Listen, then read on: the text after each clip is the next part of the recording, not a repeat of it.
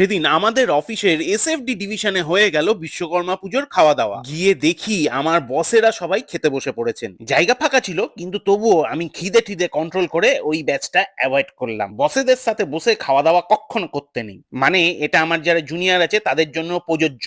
বসেদের সাথে বেশি ভালোবাসা হয়ে গেলে জীবনে হেভি চাপ বেড়ে যায়। হোয়াট এভার, খাওয়া দাওয়ায় ফিরে আসি। আমি সবার খাওয়া দাওয়ায় এমন লোভ দিয়েছিলাম, কজনের পেটের অবস্থা কি ছিল ঠিক জানি না। ইনি হচ্ছেন শ্যামল সাহেব, একেবারে মন খোলা মানুষ। খেতেও ভালোবাসেন, কিন্তু খাওয়াতে ভালোবাসেন কিনা সেটা জানি না।